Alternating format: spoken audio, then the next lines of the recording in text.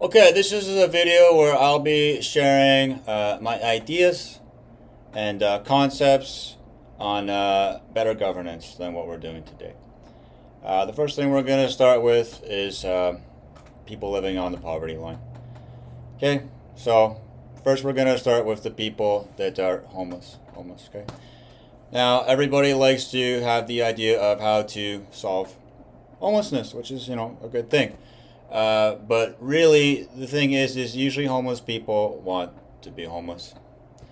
And it usually comes at the heavy expense and burden of the taxpayers to pay for everything that a homeless person burdens upon society by not willingly participating and being an active member of society. So the thing about the homeless person is most people think, they don't really do much, which is true. But they don't really cost much, which is not true. And me, myself, I live here in inner city, Edmonton, downtown. And after living here for about 7 years, I'm quite aware of all the factors that go into supporting a homeless person and what the costs actually are. So, on average, a homeless person typically ends up in a hospital or a jail cell for a month every year. And when the hospital costs $1,000 a day, or the jail cell costs $500 a day, this is now a $15,000 to $30,000 expense annually for one homeless person, because typically they do end up in jail or a hospital for at least 1 month out of every year, on average. Now, this is at the taxpayer's expense. Now, also, there are several other factors. A homeless person sometimes is collecting income support, but they are not paying rent. And what they're doing with this income support is typically involving them in paying for things that is obviously not rent, because they're living on the streets. And what are they typically paying for? From my experience that I've seen, drugs, alcohol, things that send them to the hospitals or the jail cells, because they become heavily intoxicated, they become delirious, hysterical, and they start conducting themselves in a manner that needs to be remedied and rectified. Now, when the individual, let's say, is going to the hospital for a month within a year, costing $30,000, being $1,000 a day, being 30 days in the month, that's $30,000 from taxpayers. Then supposedly, let's say they're collecting income support. We'll just say it's $15,000 that they collect. Now that's $45,000 of taxpayers' money on that homeless person. But where are all these additional costs coming from? The civil servants are being paid by the tax dollars, and it's the civil servants that then have to work to take care of all the trouble that these homeless people are making. And one example of that is obviously crime. But even really when someone is just jaywalking, the homeless person usually does not have much of a care when they jaywalk. And when they jaywalk, they walk on the road like they own it. They impede citizens that are doing activities that are involved within society. And these citizens are being impeded and slowed down in terms of being able to achieve what they want to do when the homeless person is slowing them down, for example, jaywalking. Now, obviously, they don't ever get fined because, you can't bleed from a stone that has no blood. And these homeless people, have no address, have no ID, and usually have no money, really. So they never really get fined, and they kind of become the saints of the city. Kind of basically being having the law not pertain to them, in the sense that it doesn't seem to be worth it to have the law pertain to homeless people when there's nothing to take from them, yet they take so much from society, and really that's not fair. So again, the civil servants, the police, the hospital staff, the ambulance drivers, the firemen, they all have to do quite a bit of work for a very small percentage of the population that causes a lot of work for these civil servants in order to remedy the trouble that they cause. Could be a fire in the river valley where they're burning garbage in the river valley.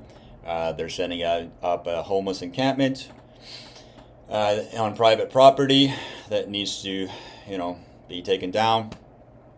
And obviously, when this homeless encampment on private property is taken down, they just go set it up somewhere else, which is nothing more than a band-aid as opposed to a solution. Now, homeless people typically are causing a lot of pollution. A lot of the things that are given to them then end up on the ground when they are done with them. And this means that now city workers are going around to clean it up, or maybe volunteers that are part of Capital City Cleanup are cleaning this stuff up. But that is a cycle that never ends. Because when the homeless person puts down, the garbage on the ground, and it is up to the city worker to clean it up, that costs tax dollars, or it is up to the volunteer with Capital City to clean it up, when the root of the problem would be the person putting the garbage on the ground is not being prevented from happening, it's simply a cleanup job that never ends. Never ends. Okay? So then you're now factoring into the fact that, police, hospital staff, the ambulance drivers, the firemen, these are all tax dollars that are paying for these civil servants that now have to do work in order to remedy the problems that these homeless people are causing.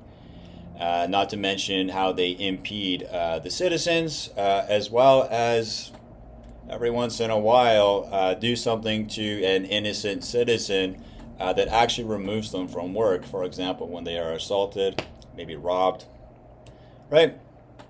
So anyways, eventually you factor in, as well as the fact with the pollution and all the things that the homeless people are doing. And from my math calculations, basically on average, just one homeless person costs $100,000 a year in tax dollars. Because, again, it is the time they spend in either a hospital or a jail. It is the income support that they are collecting. It is the pollution that they are causing that needs to be cleaned up. It is the crimes that they are committing that needs civil servants in order to rectify and remedy these scenarios and situations, as well as the fact that people that are involved in society and valuable contributing members to society, doing like an honest job, are being impeded as well by the criminal injustices of these homeless people. And when you factor everything in, you realize that they actually cost a lot of money, and that they actually don't really do anything to give back. So, when there is 5,000 homeless people supposedly in Edmonton, and they cost $100,000 on average in tax dollars in order to, basically just keep in line or take care of, or just to fix all the problems that they cause, that's actually $500 million. Okay, that's $500 million annually. Okay, because you take the 5,000, so basically you just take the 100,000, you times it by 5 to get the 500,000, and then you just add the 3 zeros, and then you realize, yes, it's $500 million, $500 million for 5,000 people that do absolutely nothing, and those are tax dollars. So really, what is the solution, though? Because we want to be having a solution-focused dialogue on how we can be fair to the homeless person, but how we can be fair to the taxpayer, and how the government can pilot a program that actually goes to the root of the source of the problems and understands that prevention is the key. And band-aids that are applied to temporarily provide relief is not an ultimate solution, as these band-aids need to be repeatedly applied. And that just means it's a cycle that never ends. So I like to talk about my solution to this. It's called the ABCD program. Okay? And what you do is, it sounds tough to some people, but really it's fair. It's fair. And what the ABCD program is you make homelessness illegal. Illegal. Which means it is actually illegal to live in an urban environment living on the streets. It's illegal. But that doesn't mean that, you just start rounding these people up with no plan in effect, and that's what the ABCD program is. Now, you would have to prepare for this, and there would have to be some capital up front that would be invested in order to make this happen properly. But A is that these homeless people take A, and A means that they go into a group home. A group home. You are then basically investing into a basic building, and let's say 20 homeless people would be living in a group home. You would obviously have rooms for these people to be sleeping in, with like some basic things like 2 washrooms, a large kitchen, a common area, and then you need staff workers as well to be working at the group home. But the idea is that people are already doing these jobs. It's just not courted right now because obviously these homeless people are also going, to social services programs where there is workers like this that are providing food for these people.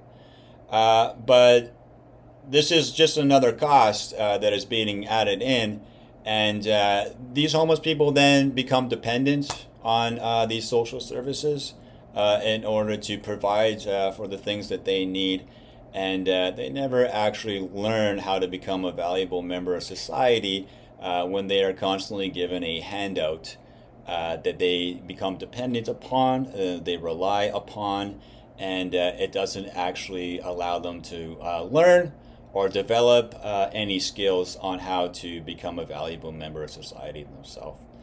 So within the group home, the A, there would be approximately 20 people living in a group home that were previously homeless. Obviously, these buildings would have to be built. Some of them may already be out there in order to serve this cause, but obviously there would need to be some investment up front that would be building these group homes for these homeless people. But then you realize that when the $100,000 typically would be spent on one homeless person, that means you're now taking $2 million that would previously be spent on 20 homeless people, now going into a group home. And let's just say, what would a group home cost, right? Well, if the city owns the property, it doesn't really sound like they need to buy the property from themselves, now do they? But obviously the building would then have to be built. Okay? So might as well be fair, and you say, let's just say this building costs $1 million. $1 million. Nice, easy, round number. Now they're living in the group home. You're going to need at least 4 staff people to be working there because, you're going to have alternating shifts, day shifts, night shifts, right? So probably actually about 4 to 8 people are working at this group home. And if they're all making about $50,000 a year on average, that's another $400,000. So now you had $1,400,000.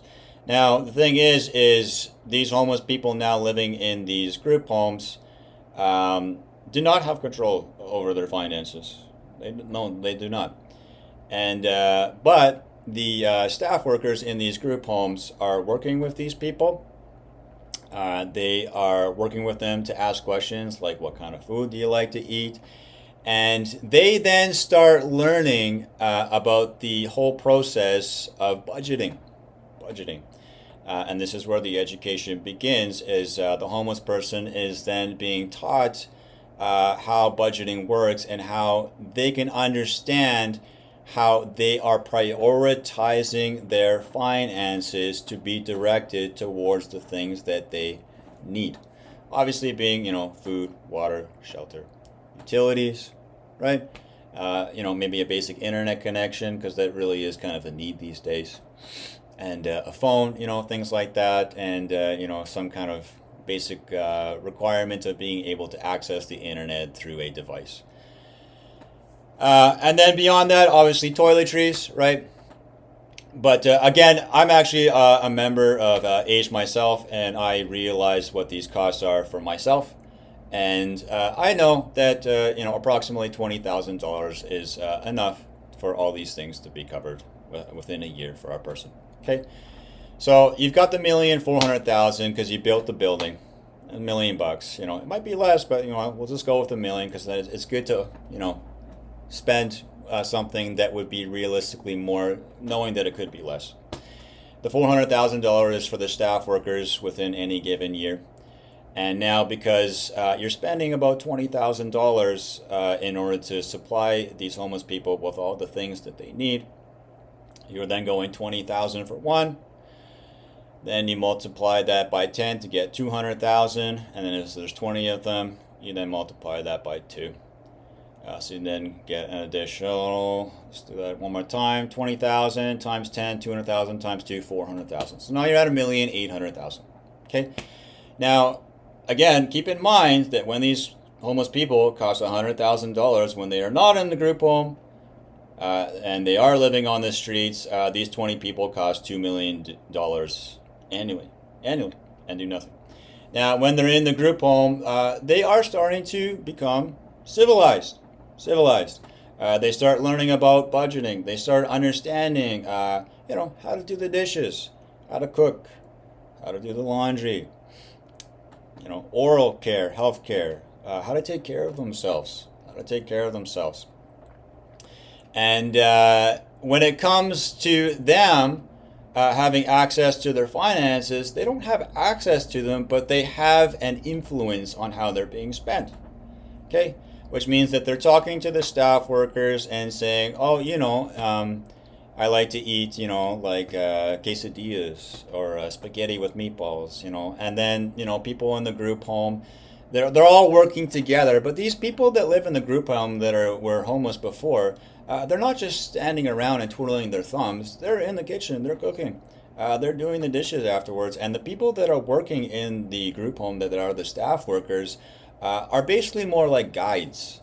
To guide them and to ensure that they are learning these skills, and they are there as a helping hand, but not to do the work themselves, because that doesn't solve the problem. The idea is to empower these homeless people to understand how to develop these skills for themselves. Now, then the homeless person then starts learning the basic skills on how to take care of themselves and the things that need to be done, and as well on how to budget. How to prioritize things like the rent, the food, the internet, the utilities, the things that you have to pay for in order to survive. They need to be prioritized. And the thing is now when they're living in the group home and they're being monitored and supervised by group home staff workers, these people are actively making sure that these people are not becoming delirious, are not doing a copious amount of drugs and drinking a copious amount of alcohol. Because when it is preventing them from going to the hospitals and the jails, now these hospitals are freed up to help the people that need this help. As it's not about throwing more money at healthcare to solve the problems, it's about understanding how to free it up more, because ultimately an empty hospital is not a bad thing. It just means that everybody is ready to go when somebody is sick and needs that help. And homeless people obviously being exposed to the elements of nature, obviously, especially during winter when it is cold. It's pretty hard to obviously take care of yourself. It's quite reasonable to understand that when you have to live outside, when it is minus 20 degrees and there's snow everywhere outside, you're probably going to get sick, So what's happening now is you're freeing these people up from going to the hospital, and then instead of the nurse and doctor helping these homeless people that are frequently visiting the hospital needing this help, now when they're living in the group home and the staff workers are actively working with them, being in control of their finances in order to make sure that the money is being used towards their health and not their self-destruction. Now it is the granny that is getting the stroke that has the shorter lineup in the emergency hospital room, instead of having some homeless people make it harder for her to get her help faster. which frees up a lot of the workers within the civil servants working within the city to now be freed up to attend to things and provide a superior service to people that need this help, as opposed to people that are constantly needing this help, never actually getting the real help that they need, which is the education and the empowerment to understand how to help themselves. Give a man a fish, feed him for a day, teach a man to fish, feed them for a lifetime. Okay, so this is obviously the A program, and you can understand that the initial investment that would be costed in order to build the building would be a one-time cost, and afterwards it would then be maintenance. Obviously, the group home workers would be a continual staffing cost, okay, as well as the finances that would be required to take care of these people. But again, you can see that after the first year, even when a couple of these homeless people would end up in the hospital, maybe even 4 out of the 20, if that would be an additional $120,000 when we were at $1,800,000, opposed to the $2 million that they actually cost when they are homeless and don't live in the group home, that is $1,920,000 as opposed to $2 million. Which is still less than $2 million. Now, what else you can understand is that these people now that are living in the group home staff workers are now working with these homeless people to help them develop some skills. So they're going out and they're doing community service. And instead of the volunteers of people in the city going out and doing capital city cleanup, yeah, you guessed it. Now it's these homeless people living in the group home that are doing capital city cleanup.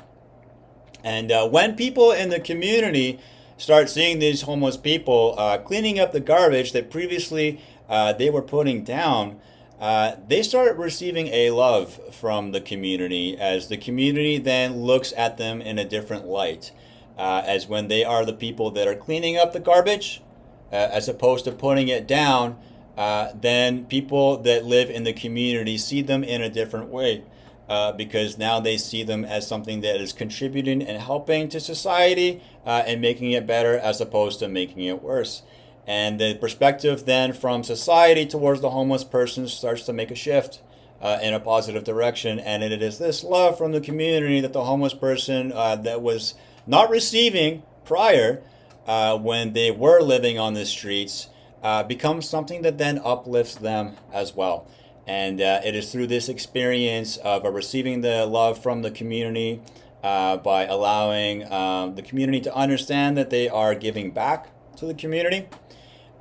They then receive that love and support, and they then start understanding the benefits of being a valuable member of society, because it is feels better to be loved by the community than to be hated and scorned, which is most often the attitude towards homeless people.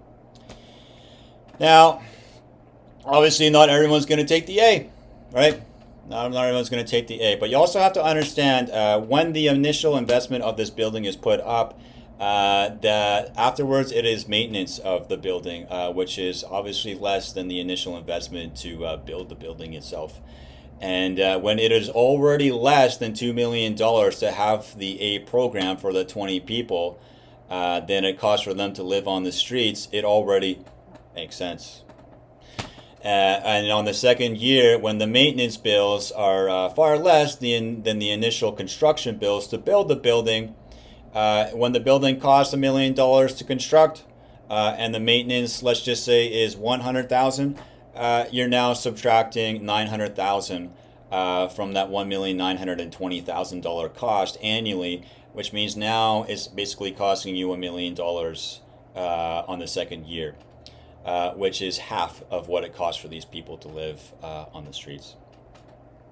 Now, the other benefit actually goes further, because you also have to understand that when a tourist would be coming supposedly to an urban center, and they are from another country, and they are visiting here on tourism, maybe they're going to West Edmonton Mall. When that tourist sees the homeless people, like the community, they obviously have a perspective of scorn and disdain for that homeless person. And it also typically makes the tourist question whether they want to come back as a tourist.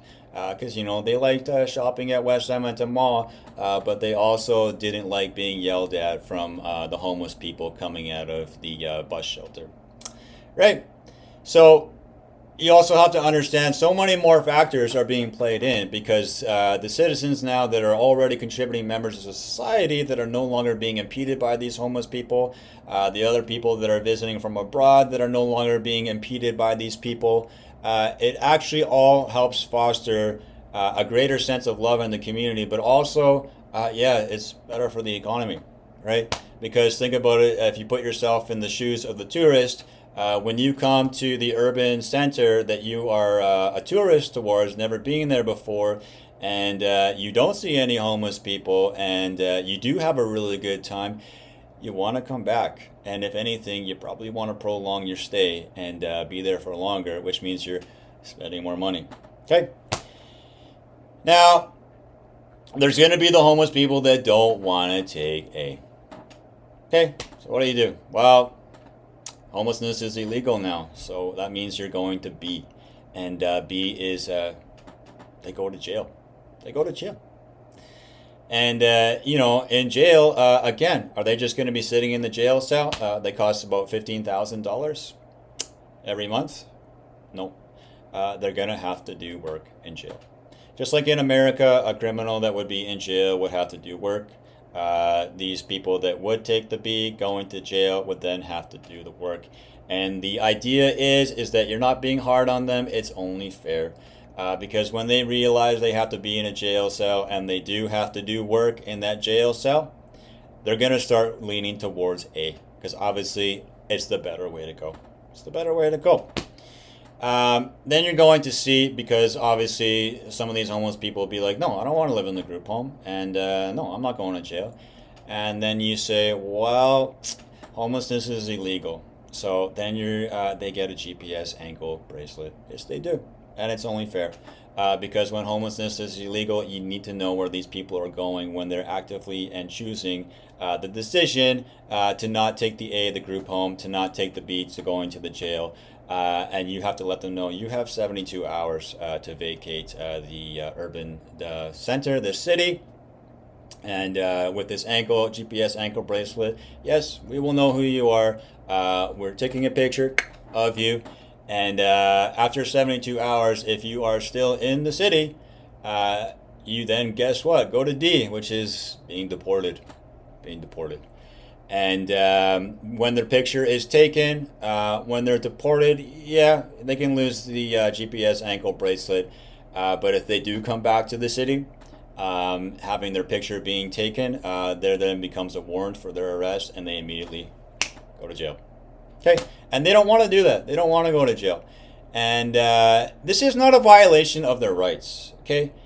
Because the homeless person is violating other people's rights when they are doing criminal activities, impeding citizens that are trying to just work an honest job, as well as, like I said earlier, making so much work for so many people that are working within the government, civil servants, cleanup crews and all this kind of stuff. It's actually fair. It's actually fair for them to understand that it is not fair for the taxpayer to have to pay for all these things when the taxpayer is paying for it and the homeless person is not giving anything back to them. That isn't fair, okay? And a freedom in fashion that is unfair to anyone is a freedom that needs to rest in peace. That's right, okay? R.I.P. Because when somebody has the freedom to inhibit somebody else's freedom that is lawful in how it is conducted, it is the freedom that is criminal in nature that should rest in peace. As the freedom that should be protected is the one that is innocent, not the one that is criminal. Okay, so anyways, that's the ABCD program for homeless people. Because really, no one is ever solving the problem of homelessness.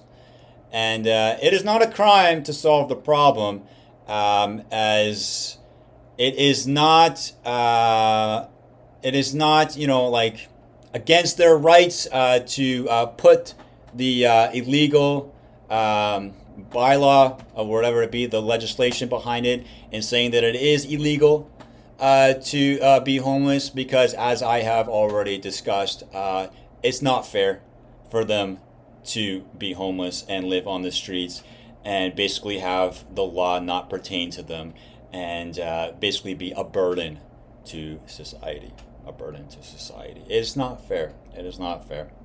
And what is fair is to let these people know that when they agree to become a valued member of society and they are willing to be educated to learn, the good thing is that when they're living in a group home and they've done the community service and they've understood how to take care of themselves in the group home, that's right, they've now got a resume, right? Yeah, I've been living in this group home for the past 5 years. I've been doing a lot of landscaping work where I've been mowing lawns, raking leaves, shoveling sidewalks, the sort, and maybe gardening. And guess what? You want to get out of the group home? You want to be living independently? Well, you've got something on your resume now, and when you can show an employer that you've got all this community service experience in doing all these, supposedly hypothetically landscaping activities, you can then go get the landscaping job. And then guess what? You've got your own money, you've got your own income, and you're paying taxes. You are now a taxpayer, and you now have the freedom to live independently. Okay?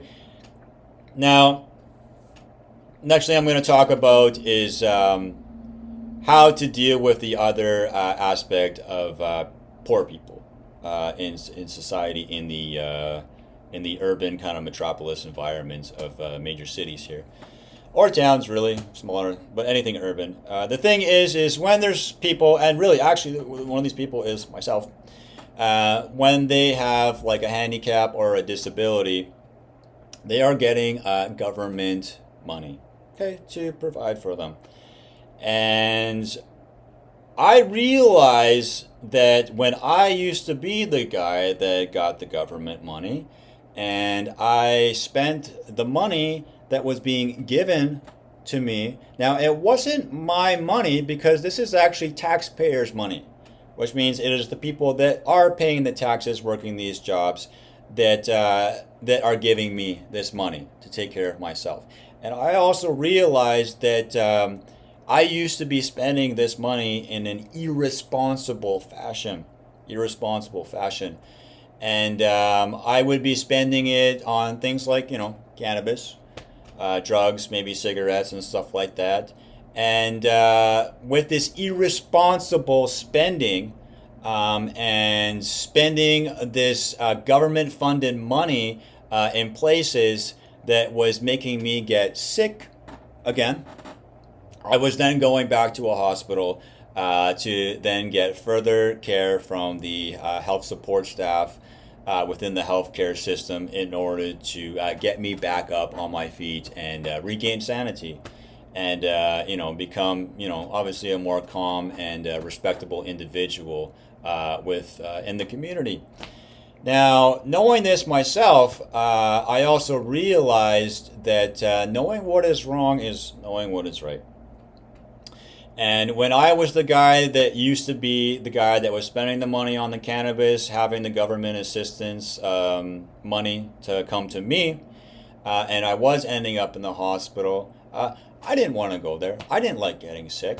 And I realized the only way to actually fix this was to understand how to prioritize my fiscal spending, and understanding that the way that I was spending it was irresponsible, as well as resulting in an undesirable situation for myself, because I knew, yes, I didn't like getting sick. I didn't like it. And I also realized myself that the solution to that was in me, that's right, no longer spending any money at all on these drugs or cigarettes or any of these kinds of things. And I then realized, though, that when I am the person that is able to realize this, typically that doesn't happen. typically doesn't happen that the individual that is getting the government assistance money is able to figure this out by themselves. Although it is a good thing that I did figure it out, and I am living a drug-free lifestyle now, and I do spend my money exclusively on rent, utilities, food, my internet bills, some toiletries, and some little entertainment things, or maybe like a coffee at Starbucks here and there. I also make sure that I am not overspending. I understand what my budget is, and I understand how to spend it towards my health.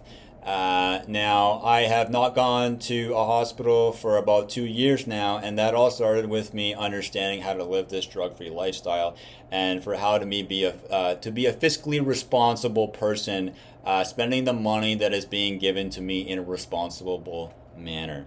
And now I am the guy that is getting this government assistance money, but as I understand that I like being healthy, and it is desirable because my health is my wealth. I'm not going back to the hospital. I am not the guy that needs to have all these civil servants take care of me, and I'm not the guy that has to be in a hospital where $1,000 a day is now being spent to take care of me. Okay, but I also figured that out by myself, and I'm also very aware of the fact that this is a very rare thing for an individual to figure out by themselves. It's just simply the truth. So, knowing that I figured this out for myself, I also realize that most people would not figure it out for themselves, and how a piloting program could be introduced to people that are on government assistance money, how they could be incentivized in order to understand why it would make sense for them to spend their money in a responsible manner. Incentive. And I realized that the way to do that, and it's only fair. It's only fair. Is for every transaction for someone on government assistance money to be spending, the receipt gets sent to the government. Yes, that's right. And really, when a person wants to hide what their transactions are when they're getting government assistance money, if you're trying to hide the transactions that you're making, well, you're probably buying something you shouldn't be buying, right? And the other thing that I also understand is it wouldn't make sense for someone on government assistance money to be taking money, cash out at an ATM, because then when the cash is being used for the transaction, it no longer becomes something that is traceable, because the cash does not identify the individual, it's the card that identifies the individual. So then what you're doing is you're working alongside retailers, the banks, okay? And when someone is on the government assistance money program, and they are spending, let's just say, $200 in one day on a bunch of tequila vodka at the liquor store, the red flag, yes, goes up. And that notification then goes to someone within the government, then understands when that red flag goes up, yes, it is time to attend to this individual. And the reason for this is when I was the guy that would be spending the money on the cannabis and getting sick and then going to the hospital and then costing taxpayers more money by needing that help, as it was something I did to myself and how I irresponsibly spent that money, when these red flags are going up, we then have the indications on how to prevent these people from getting sick, because really it typically happens because they're spending the money on drugs and alcohol, which is destroying, it's self-destructive.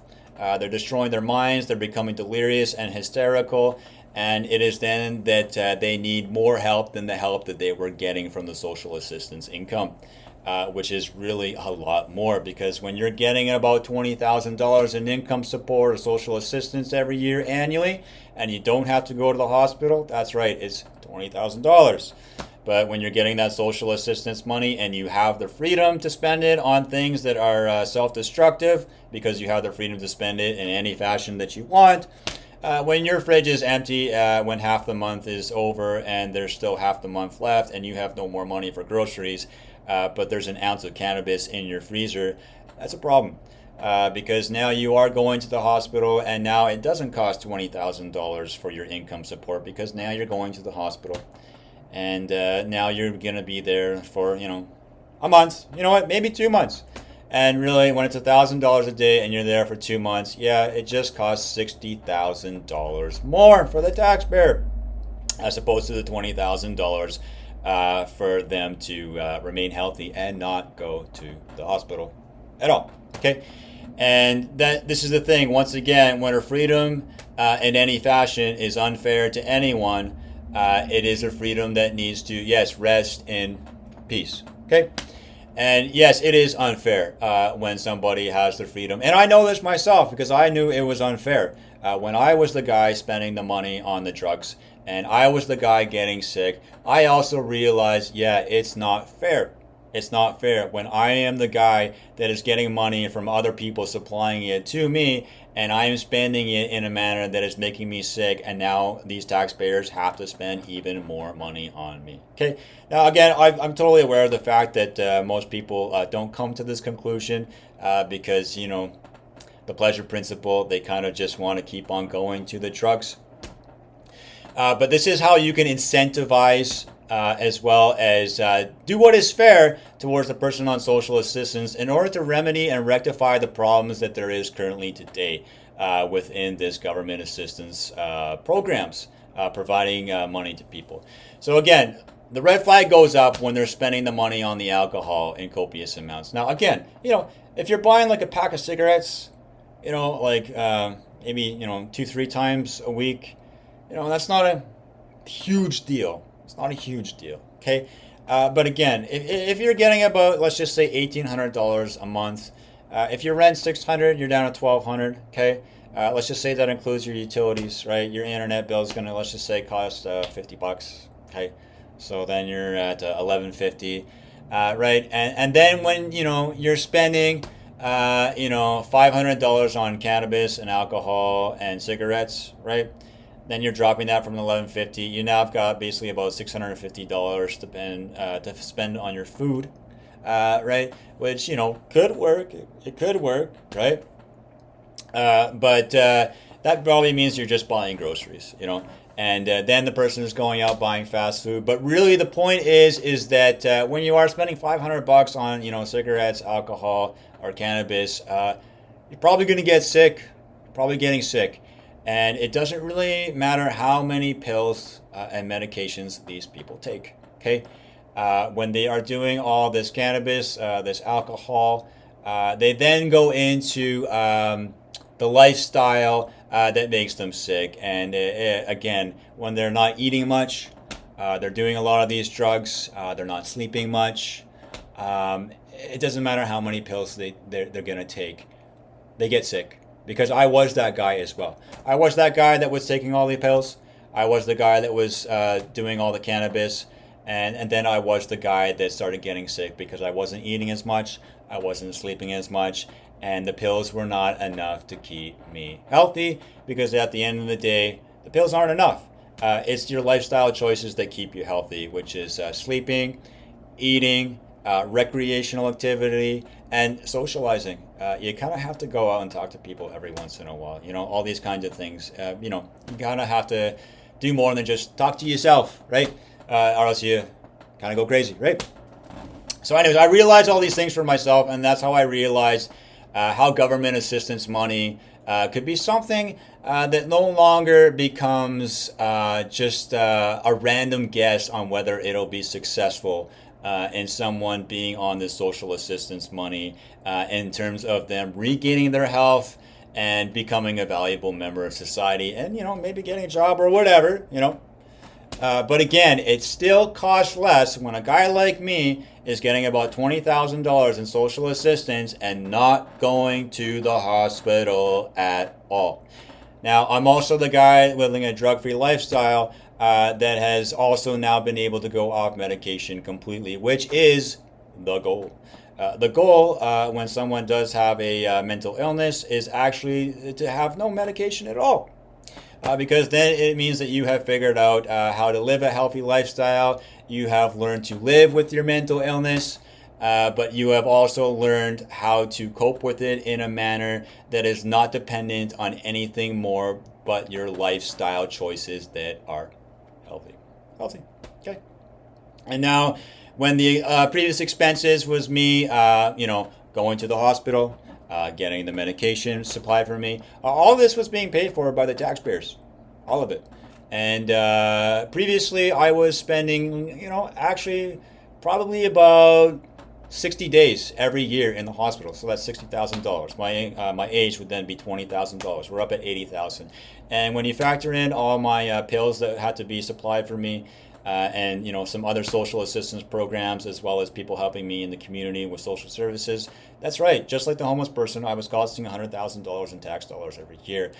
Whereas now, I have taken it upon myself to live this healthy lifestyle, to live drug-free lifestyle. I'm able to have a lifestyle where I don't have to take my medication, and I am able to cope with my mental illness and not be the guy that needs to go back to the hospital. But again, it started with me saying goodbye to drugs.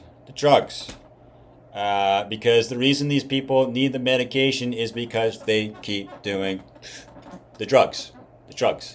And really, it's understandable, because when you keep on doing the things that are self-destructive and destroying your brain and making you delirious, hysterical, irritable, all these kinds of things, that is why these people need the medication. And I know that's why I needed the medication when I was doing those things as well. But I also realized when I said goodbye to the drugs, I started saying hello to the new me. Still the guy with the mental illness, still the guy on the social assistance, but now the guy that just cost $20,000 a year on my social assistance. I can prove all these things, but again, I am now spending my money on my rent, my food, my toiletries, the odd video game here and there, my internet bill, the things that I need, And I make sure that the only reason I would be spending more money than I'm making in a month is because I saved up a little bit more from the previous months to understand I was saving up for a sale, or maybe to buy myself something like a projector to watch my TV shows on through the internet or something. You know what I mean? But again, it all started with proper budgeting and allocating my finances in a manner that was both responsible as well as allowing me to live a healthy lifestyle, and realizing what fiscal spending is in terms of it being healthy. And that was saying, yes, goodbye to the drugs. Because I was the guy that was spending about $500 on cannabis or cigarettes every month. And I would have then less money for food. And, the pills were not enough to keep me sane, because I wasn't eating enough, I wasn't sleeping enough, and then I would get sick. And again, I've already talked about it. And then I'm the guy that costs $100,000 a year, whereas now I am the guy that costs $20,000 a year. Okay. So when you start monitoring people on social assistance, you're like myself. That's right. Yeah. I want you to see my receipts. What you can do is you can get the red flag system, okay? The red flag system, because when the person is spending copious amounts on within their budget on things that is quite understandably too much, that would be making them a sick individual, where much more money would need to be spent on keeping them healthy. When they do have to have so many more civil servants and social service programs being able to take care of their health, because they're not taking care of it on themselves, the red flag goes up so that you can stop them in their tracks before they actually get there. Because you want these red flags, you want these indications and notifications, because prevention is the solution. Not a continual band-aid of helping these people when they make themselves sick. That is not a solution. That is a problem that never ends. Never ends. And I know, because I was that guy that was the problem that never ended. But I also figured out by myself how to end that problem. But I also know not many people figure this stuff out by themselves. And this is how the government then becomes the big brother. Because it's only fair when you're getting money from the government that isn't yours, that money, yes, that's right, is being monitored, is being surveilled. Because it's not your money. And when you are spending irresponsibly, yes, you do need a checkup. Yes, you do. Right? And if you don't know what's good for you and you don't know how to spend the money in a responsible manner towards your healthy lifestyle, it is only fair to the taxpayer, and it is only fair to them that someone then has to come in and say, hey, we're here for a checkup. We just noticed that you spent, a bunch of money on cannabis and a bunch of money on alcohol, and we're letting you know that that's actually not something you're going to be able to do. You have the receipt. We're going to be able to return some of this stuff for you. And this is when it starts coming to the point where they actually start proving that when these red flags go up, what comes after that is their fiscal freedom also gets taken away. Okay. And then what happens is they get a financial trustee. But the thing is the financial trustee that is working with this individual on government assistance, that is spending the money for them to make sure it is being spent in a responsible fashion, still costs less than these people getting sick and having the civil servants and hospital staff workers take care of them, which costs exponentially more. Okay, because the financial trustee is basically someone on a computer, as well as working with this individual to go with their budgeting, and is saying, I am allocating this much for groceries, this much for rent, this much for your utilities, your internet, maybe your Xbox Live Game Pass accounts, whatever.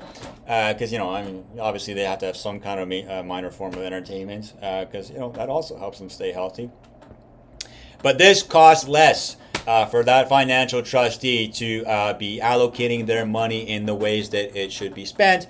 And the other thing that's happening is this financial trustee is also educating this individual to understand why this money is being spent the way it is being spent.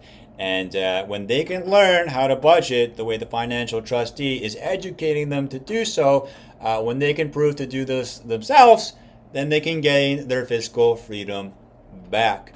But still with the understanding that, yes, obviously your account is still being monitored. It has to. It has to. It's only fair. It's only fair. Okay? And so really what happens is then you're incentivizing these people. So let's just say, we put up a random figure with $1,800 or whatever that people are on social assistance are getting, a month or whatever to pay for the things that they need, and, some minor forms of entertainment, blah, blah, blah. Now, again, I'm not trying to brag or whatever, or put myself in the spotlight saying, I'm kind of the role model. But at the same time, I am. It's just the truth. Okay. So when a guy like me is spending his money in a responsible fashion, and the government sees, oh geez, this guy spends all his money on groceries, rent, utilities, his Rogers internet bill, a Starbucks here and there. It's all healthy stuff. And this guy is never going to the hospital. He's always taking care of himself. This is how a guy like me becomes the poster boy for the guy on social assistance, because I would then be incentivized, okay, and the government would say, hey, we saw how you were spending your money in a responsible manner, and we want to reward you because you're living a healthy lifestyle. You're not the guy that's spending any money at all on any kind of drugs or anything like that, and we want to let you know that because you are so responsible with your finances, we want to reward you because we feel that you have earned it. Now, the reason this becomes an incentivized thing is because then when the person is living a healthy lifestyle and responsibly spending their finances that is being given to them in a healthy way, when they're the person that gets rewarded with maybe, I don't know, the tickets to the Oilers game, or maybe the water park, or maybe $100 gift certificate for the grocery store, or a laser tag or something. You know what I mean?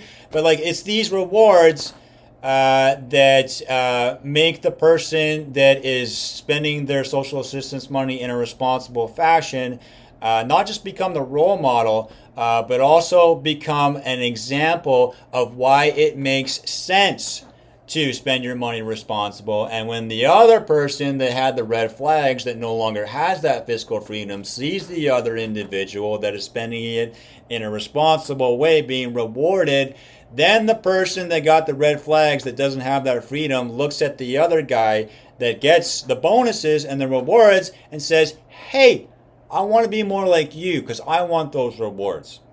And that's how the role model becomes the motivation to bring this guy over here. Okay? And when there is no incentive and there is no monitoring of how this money is being spent, nobody knows. But we do know that a lot of these people are getting sick. And yes, it used to be me. And actually, it had to be me that had to figure this out, in the sense that when I realized I was the guy getting sick and I realized I didn't want to get sick, I had to figure this all out by myself. But I'm also very, very aware of the fact that it's hard to figure this stuff out by yourself. And that's why when the government comes in and starts a program like this, then it's not about, giving more to this guy or giving less to this guy or taking more money away. It's about understanding how the money can be spent in a responsible manner and how these people that are on social assistance can be educated and empowered and provided with the incentive to live a healthy lifestyle. Because right now, there is none. There is incentive for me because I like being healthy. I know my health is my wealth. I like being a healthy guy. I like not being sick. I like having my clarity of mind. I like being physically in better shape. And I know the rewards of taking care of myself is my health and how good that feels. But I'm also quite aware of the fact that with the pleasure principle of the ego leaning towards id, which is saying I get the pleasure from the drugs, I get the pleasure from the alcohol. It typically takes a long time for an individual to understand the greater pleasure is not in the drugs, is not in the alcohol, but it's in being healthy. Because when you are healthy, the rewards are that you gain that clarity of mind, you do become more physically able to perform things, maybe like lifting or taking your groceries home or carrying a conversation. But you become better at everything. Whereas the high on the cannabis is, you looking at a blank wall and getting high from looking at a blank wall. Because when you're getting high off the joint that you're smoking and staring at a blank wall is good enough for you because that drug made you feel good, that is a delusional high. It is not genuine in nature because you're looking at a blank wall. Okay, and you feel good because you smoked the joint, but you're looking and staring at a blank wall, right? Which means you are living in an illusion, giving yourself a fake high from something that is not genuine at all, where the genuine high is the fact that, hey, I'm now able to have more clarity of mind. And that's what I'm getting high off of, is I'm smarter. I'm stronger. I have more endurance now. I can do things that I was doing before, like sports, riding my bike, budgeting. Basically anything that I do in a day, I can do better now. And that is the reward. That is the high. Is I get smarter, I get stronger, I get better every day. And this is what I am getting high from. And it's not a drug. It's my healthy lifestyle choices on how I choose to live a healthy lifestyle. Because my wealth is my health. But this is the whole idea behind the piloting program for monitoring people on social assistance income is I know very well that it took me a really long time to figure it out, and I also know that relying on the individual to figure this out for themselves is kind of like a shot in the dark. It usually doesn't happen. It's actually very rare. It's just the truth. It's just the truth. And that's why the government comes in to empower people and educate them and provide what they need, not what they want. And because what they want is they want the freedom to spend the money on these drugs. But they don't realize that they don't want to get sick. But they do. Because, they don't know how to take care of themselves. And this is how this program is only fair. It's only fair because it's not actually their money that they're spending. It's being given to them. And it is only fair for the money that is being given to an individual for it to be spent in something that is responsible. Because really, when the guy is spending, $600 with his income support on drugs and alcohol, then the government assistance basically becomes irresponsible themselves, maybe being unaware of it. But regardless, when the government is providing the finances for the individual to then have the means to spend that money in an irresponsible fashion, the responsible thing for the government to do is to be aware of this and to understand that measures need to be taken, as I have described earlier, in order to remedy this situation that I'm quite aware is a problem. And I had to figure it out myself. But the better thing to do is for the government to understand how I have described how to allow this to be implemented so that, yes, so much money can be saved. Because, again, when I cost basically $20,000 now, and when I started getting sick every year, it was costing $100,000 to take care of me. That's right, $80,000 is now being freed up every year annually because I am taking care of myself.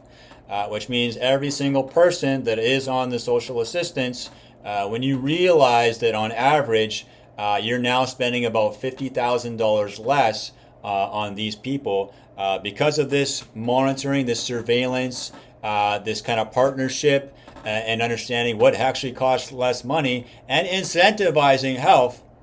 Okay, incentivizing health, and then allowing a guy like me to be that role model for the people to say, hey, yeah, I'm going to the Oilers game in the playoffs, and I got these tickets because I was living the healthy lifestyle, and I was given this reward because of how responsible I proved to be in responsibly spending my money exclusively towards my health. Okay? And then it's the other guy that says, hey, I want to go to the Oilers game too. I want to get those tickets. Well, that's how I provide the incentive, by being given the incentive. And then I pass it along to the others that say, I want what that guy got. Okay? So yeah, you want to let people know. Yeah, that's why he got the Oilers tickets. That's why he's going to the game. It's because of how responsibly he spent his money. He never went to the hospital. And this is why he's being rewarded. And let's face it, when I'm costing $20,000, and let's just say, you spent $500 on the Oilers ticket for me to go, that's still a lot less than $100,000, right? Of course, right? So it makes sense. Okay. So anyways, we touch upon all these things. Then I'll be talking about some other topics, as obviously this video is over an hour now. But I'm going to start talking about future ideologies for government practices, as I know right now that humans basically think it's democracy, communism, fascism, and I realize you guys just don't ever seem to think outside of the box beyond these three ideologies that no offense, to me are very primitive and outdated in terms of how I would do things in governance. And I'll be touching upon this in another video that I'll be sharing shortly. Okay.